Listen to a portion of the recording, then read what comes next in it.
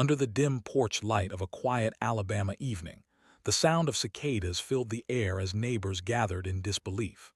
A police car, its blue lights muted against the sunset, sat parked outside a small white house on Maple Creek Road. The whispers spread faster than the breeze through the trees. Someone had been arrested for the 2002 disappearance of 19-year-old Claire Denson, the girl everyone had assumed would never be found. For more than 2 decades, her story had been a quiet ache buried in the heart of the small town of Enterprise. People remembered her smile, the way she'd laugh when she carried coffee to regulars at the local diner where she worked. Claire was known for her optimism, her love for music, and her dream of studying photography one day. But in August 2002, she vanished without a trace after finishing her evening shift. That night, the small diner at the edge of town had been busy, truckers passing through, regulars staying late to escape the heat. Claire clocked out around 10:45 p.m., waved to the cook, and told her manager she'd walk home since her house was only a few blocks away. When she didn't arrive, her parents assumed she'd stopped by a friend. By morning, panic had set in. Her mother called the police at 6:00 a.m., and within hours, a full search began. At first, investigators focused on the route between the diner and her home, a short, familiar stretch lit by a few street lamps. Deputies searched the nearby fields, drainage ditches, and wooded trails that bordered the road. Dozens of volunteers joined in, combing through thickets with flashlights, calling her name into the darkness. But there was no sign of Claire, no personal belongings left behind, and no witnesses who could recall seeing her after she left the diner. The case quickly drew media attention across southern Alabama. Flyers with her photo appeared in shop windows and post offices. Churches held prayer vigils, and local television stations ran interviews with her parents, pleading for anyone with information to come forward. For weeks, tips poured in, some hopeful, others baseless, but none led to Claire. Investigators at the time considered multiple theories: that she'd been abducted by someone passing through, that she'd run away, or that someone she knew had harmed her. The latter seemed least likely. Claire had no history of conflict or instability. She was grounded, close to her family, and content with small-town life. Deputies examined surveillance cameras from nearby gas stations, hoping to spot her along the route, but footage from 2002 was limited and grainy. There were no cell phone records to trace. Claire didn't own a phone, and digital tracking was rare in that era. The investigation leaned heavily on witness accounts, but none offered the clarity investigators needed. Weeks turned to months. The local sheriff's department pursued every lead they could, even bringing in bloodhounds to trace her scent from the diner's parking lot. The dogs followed the trail for several blocks before it abruptly ended near an intersection, a sign that she may have gotten into a vehicle. That clue led detectives to believe she'd been taken against her will, but without further evidence, they couldn't identify who might have done it. Claire's disappearance devastated the town. Her parents, Ellen and Tom Denson, refused to move away, keeping her room exactly as she'd left it: the posters on the wall, the camera on her dresser, even the unwashed coffee mug on her nightstand. Her mother once told a reporter, "I can't bring myself to change anything. I keep hoping she'll walk through that door." For the next several years, the case grew colder. Detectives were reassigned, leads dried up, and the small-town department lacked the resources for advanced forensic testing. Still, every anniversary of her disappearance brought renewed efforts: candlelight vigils, local news features, and volunteers revisiting the wooded trails, hoping for even a small breakthrough. In 2009, a new sheriff, Rick Hardin, took office. He made it a priority to review unresolved cases, including Claire's. At the time, technology had advanced significantly since 2002, and Hardin pushed to have any preserved evidence re-examined. Among the few items retained from the original investigation was a faded denim jacket found near an abandoned field 6 months after Claire vanished. It had been logged into evidence, but never tested for DNA due to limitations at the time. In 2010, Hardin submitted the jacket to the state crime lab for modern analysis. The results came back inconclusive. There were trace samples, but none provided a usable profile. The disappointment was crushing, but Hardin refused to let the case fade again. He organized the department's first cold case initiative, a task force designed to revisit dormant files and apply new techniques as they emerged. Years passed and life in Enterprise continued. New businesses opened, old residents moved away, and memories of the tragedy began to fade from public conversation. Yet, for Claire's family, time only deepened the wound. Ellen attended every local law enforcement meeting she could, urging officials not to forget her daughter. Her persistence earned quiet respect among the community, even as some began to believe the mystery might never be solved. In 2020, nearly 18 years after Claire's disappearance, a new technology quietly revolutionized forensic investigations nationwide: advanced touch DNA and genealogical tracing.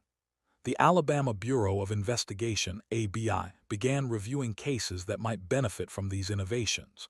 Sheriff Hardin, nearing retirement, submitted Claire's case once more, ensuring that every piece of preserved evidence, no matter how small, was re-examined. This time, technicians took a closer look at the fibers inside the jacket, focusing on areas that might have retained trace skin cells. After weeks of testing, they developed a partial male DNA profile. It wasn't enough for a direct match in the national database, but it could be used for genealogical comparison. The profile was uploaded into a specialized database designed to identify relatives of potential suspects. Within months, analysts traced a genetic link to a local family who had lived in Enterprise during the early 2000s. The name that emerged was Ronald Keaton, a man now living in nearby Ozark, Alabama. Keaton had worked as a delivery driver at the time of Claire's disappearance, frequently making stops near the diner where she was last seen. Detectives reviewed old employee records and learned that Keaton had occasionally stopped at the diner late at night to drop off produce shipments. When investigators re-examined the 2002 witness statements, one customer had mentioned seeing a delivery truck parked briefly near the diner's side entrance that night, but the detail had never been followed up due to lack of leads. By late 2022, investigators quietly began monitoring Keaton. They collected a discarded coffee cup from his trash, sending it to the state lab for comparison against the DNA recovered from Claire's jacket. Weeks later, the results came back: a match. Detectives met in silence around a small conference table, the weight of 2 decades resting on their shoulders. Sheriff Hardin, now retired but still consulting on cold cases, was present when the confirmation came through. He reportedly placed a hand over his badge and whispered, "We finally found him." The arrest was made on a Tuesday morning. Keaton, now 52, was living alone in a modest house surrounded by fields. He appeared stunned when officers arrived, though he didn't resist. As news spread through Enterprise, residents stood in disbelief. The man who had quietly lived among them for years, someone who had attended local fairs, church events, and town gatherings, was now accused of one of the community's darkest crimes. Reporters crowded outside the sheriff's office as the announcement was made. Sheriff Laura Meeks, who had succeeded Hardin, spoke firmly at the press conference. For 21 years, the Denson family waited for answers.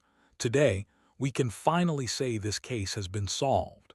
Justice may be delayed, but it is never forgotten. Inside the Denson home, Ellen and Tom sat together at their kitchen table, holding hands as they watched the press conference on television. Tears filled Ellen's eyes, but she managed to whisper, "She never gave up on us. We found her truth."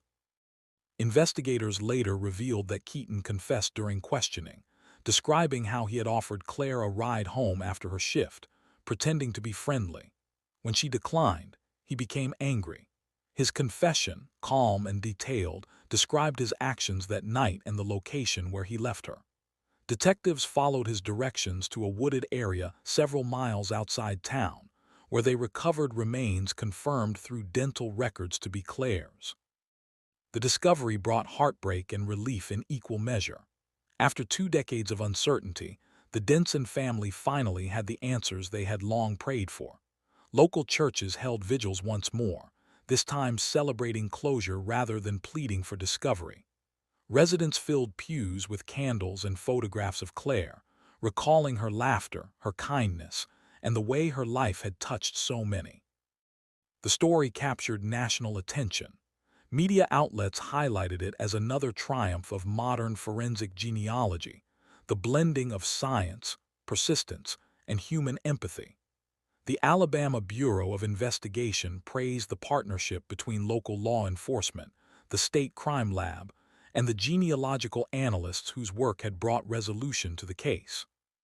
For Ellen and Tom, the journey didn't end with the arrest. They attended every court hearing, determined to see justice carried through. Each appearance of Keaton in court was a reminder of their daughter's lost years, yet it also represented the system's strength, the idea that no matter how much time passed, truth could still prevail. In town, conversations shifted from sorrow to resilience. People spoke of how far investigative science had come, how a small trace of DNA could uncover long-hidden secrets. Younger residents who had grown up hearing only fragments of the story now learned the full truth. It became a lesson not just in justice, but in the enduring power of memory and the value of perseverance. That spring, on the 20th anniversary of Claire's disappearance, the Denson family organized a community gathering in her honor.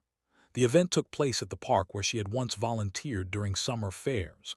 Music played softly as lanterns floated into the evening sky, each carrying a message of remembrance.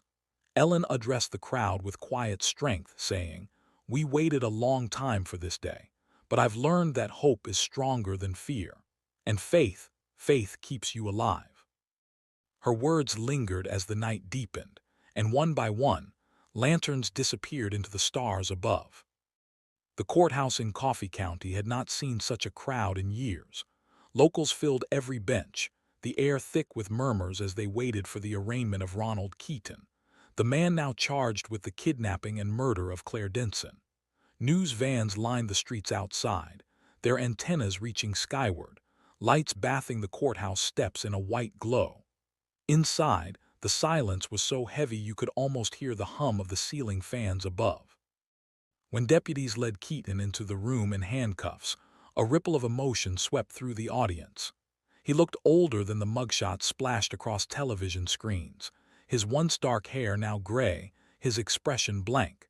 He avoided eye contact with the crowd, though a few whispered that he seemed almost relieved. Across the aisle sat Ellen and Tom Denson, their hands clasped together. This was the moment they had imagined for 23 years, the face of the man who had taken their daughter from them. Ellen's eyes didn't leave him for a second.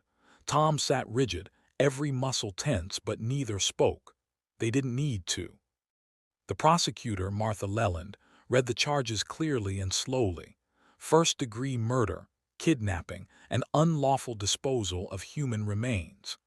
Keaton's attorney entered a plea of not guilty, setting the stage for what would become one of the most followed trials in Alabama that year.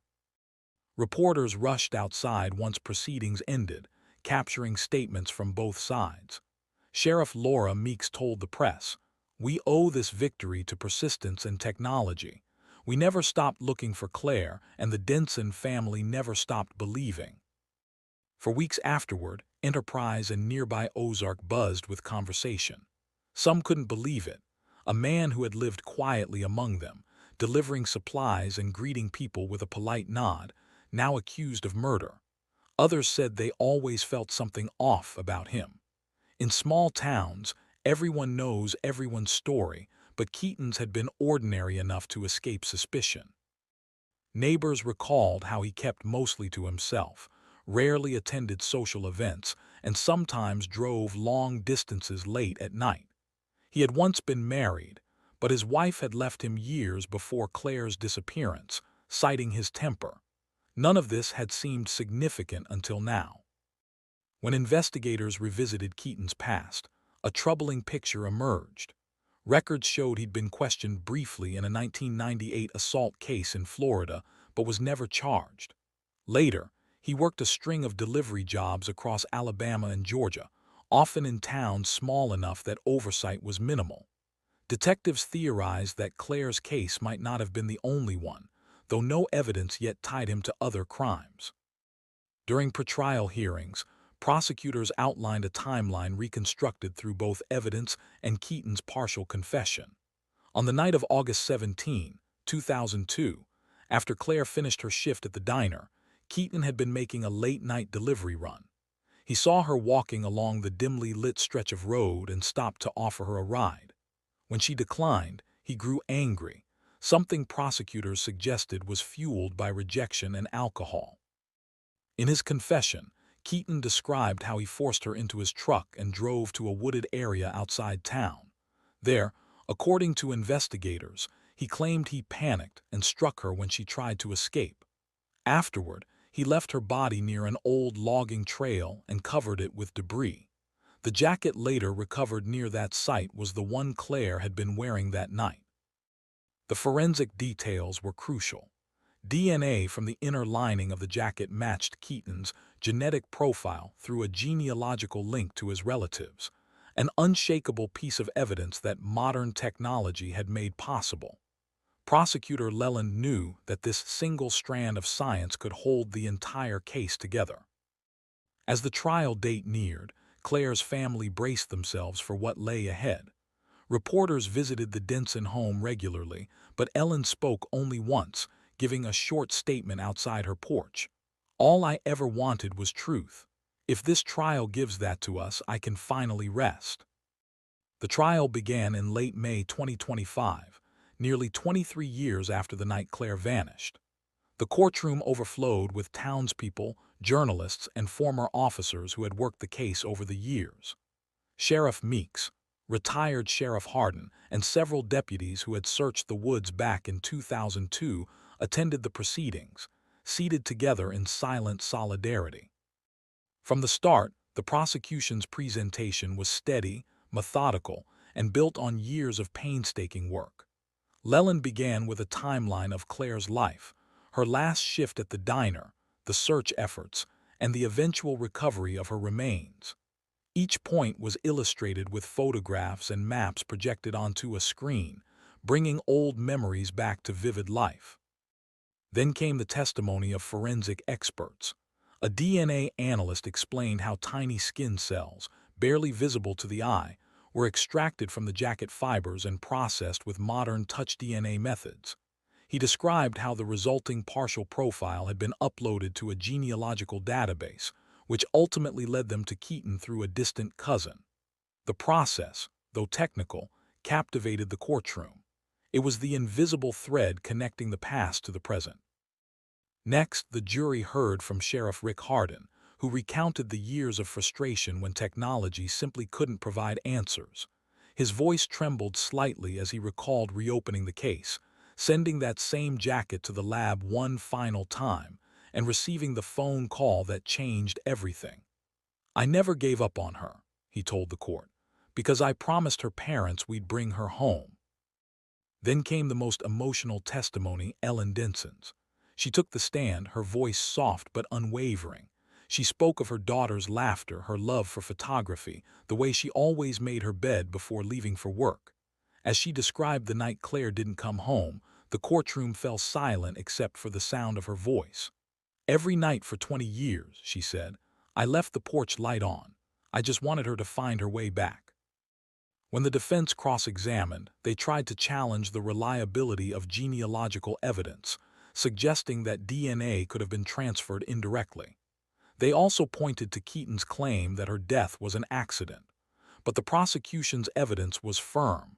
The confession, the DNA, the location of the remains, all pointing to deliberate intent. Midway through the trial, the court heard from Dr. Samuel Pike, a forensic pathologist who had examined Claire's remains. His testimony confirmed trauma consistent with blunt force impact. "This was not an accident," he told the court, "and the injuries were inflicted before death." The scientific clarity left little doubt. Throughout the proceedings, Keaton sat expressionless. He spoke only once during his own testimony when asked directly whether he had meant to harm Claire. His response was quiet but chilling. "I didn't plan it. It just happened." That statement, cold, detached, and void of remorse, would later weigh heavily on the jury's decision. After 2 weeks of testimony, closing arguments began. Prosecutor Leland stood before the jury, her voice steady. "For 23 years, this community carried a wound. Today, you hold the power to close it, not by erasing the past, but by acknowledging the truth. Claire deserved a future, and it was stolen from her." The defense attorney spoke next, appealing for leniency. He painted Keaton as a man consumed by guilt, insisting that the crime was not premeditated. But the jury had heard enough. They deliberated for less than 6 hours. When they returned, the courtroom held its breath. The foreman stood, unfolded the verdict form, and read the words that everyone had waited to hear. "We, the jury, find the defendant, Ronald Keaton, guilty of murder in the first degree." Ellen wept silently, her face buried in Tom's shoulder. Around them, the courtroom remained still for several seconds before the weight of the moment sank in. Even the judge, a seasoned veteran of many trials, paused before thanking the jurors for their service. Keaton showed no emotion as deputies led him away. Outside, a light drizzle began to fall, a soft rain that seemed to wash away the dust of 23 years. Reporters called it poetic, the town's quiet way of saying goodbye to its longest unanswered question. The sentencing hearing followed a month later. The prosecution sought life without parole. Leland told the court, "This sentence is not about revenge. It's about ensuring that justice stands as tall and unbroken as the years it took to reach it." When the judge delivered the final sentence, life imprisonment, there was no applause, only a quiet, shared exhale among those who had carried the story for decades. After the trial, the Denson family held a small memorial at the site where Claire's remains had been found. Friends, neighbors, and former officers gathered around as Ellen placed a single white rose on the ground. The pastor spoke softly about faith, justice, and time, how truth may be buried, but it never disappears. In the years that followed, Claire's case became a teaching story across Alabama. It was studied in police training seminars and featured in national documentaries about cold case breakthroughs. The diner where she had worked closed years earlier, but in its place now stood a small cafe with a mural of her smiling face on the wall. Beneath it, painted in soft blue letters, were the words, "For Claire, forever remembered." Sheriff Meeks later announced a countywide initiative named the Claire Denson Project, focused on re-examining cold cases through forensic genealogy. Since its launch, several other families in the region have received long-awaited answers, each one rooted in the same perseverance that defined the Densons' journey. Ellen and Tom eventually moved from Enterprise to be closer to their son, but they remained deeply connected to the community. Every August, they returned for the candlelight vigil that still takes place in Claire's honor. The same porch light that once burned in waiting now serves as a symbol of endurance, a reminder that no matter how many years pass, truth finds its way home. In the end, the case wasn't just about a crime solved or a killer caught. It was about a town rediscovering its strength, a family reclaiming its peace, and a promise kept by those who refused to forget. As the camera crews packed up, the reporters left, and life in Enterprise resumed its quiet rhythm, one truth remained unshaken. Time might have hidden justice for a while, but it could never destroy it. The courthouse had long been emptied, but the story of Claire Denson's case lingered across Alabama like a quiet echo that refused to fade. Weeks after Ronald Keaton's sentencing, Enterprise began to settle back into its usual rhythm. Farmers tending fields at sunrise, children walking to school, the familiar hum of a town that had endured its share of sorrow. But something was different now. The tension that had weighed on the community for over 2 decades had finally lifted. At the Denson home, A soft golden light poured through lace curtains as Ellen sat at the kitchen table, staring at an old photo album. The pictures showed Claire as a child, her bright eyes and wild curls, her hands always smudged with paint from her art projects. Tom stood beside her, gently turning the pages. They didn't speak much. They didn't have to. Their daughter's memory now lived in peace, and for the first time in years, the silence in their house felt calm instead of empty. Outside, the old porch light still glowed faintly, a symbol that had once represented hope. Now it stood for endurance, for the strength that carried them through every sleepless night. Their neighbors often stopped by to check in, some leaving flowers by the walkway, others offering quiet hugs. In small towns like Enterprise, loss was never just one family's burden, it belonged to everyone. Across town, Sheriff Laura Meeks sat in her office, flipping through the original case file. The papers were yellowed, corners torn, names scribbled in pencil by officers who had long since retired. She read the reports one last time, feeling both pride and sorrow. The jacket tag that started it all, the single piece of fabric that had cracked the silence of 23 years, was now sealed in the evidence vault forever. For Meeks, the case had redefined what it meant to never give up. She later told a local reporter, "We thought we were chasing a ghost, but it turned out the truth had been waiting for us in plain sight. It just needed the right eyes to see it." Her department began using the case as a training model for younger detectives. A sign hung above the cold case board: "If you lose the thread, find another." It was Claire's story that taught them persistence wasn't just an act of duty, it was an act of love. News outlets across the country picked up the story. The headline read, "Justice in Enterprise, 23-year-old case solved through genealogy breakthrough." Major networks aired segments that highlighted how small-town law enforcement, with limited resources, had used modern technology to solve a case others might have abandoned. Claire's face, once printed on missing posters, now appeared beside words like hope, closure, and justice. In interviews, Sheriff Meeks and prosecutor Martha Leland spoke about how perseverance and new science could change the future of cold case work. "It's not just about catching killers," Leland said on camera. "It's about restoring faith, faith in justice, faith in family, faith that no truth is ever too old to find." But the deepest impact was felt not in the headlines, but in the quiet corners of Enterprise itself. The old diner where Claire had worked was now a community cafe run by a young couple who had grown up hearing her story. They hung a framed photo of her behind the counter, next to a sign that read, "This light never went out." Every August, the town gathered for the annual candlelight vigil near the old trail where her remains were found. Children who weren't even born when she vanished stood with candles beside their parents, learning what resilience looked like. The crowd always stood in a wide circle, the sound of crickets mixing with the low murmur of prayers.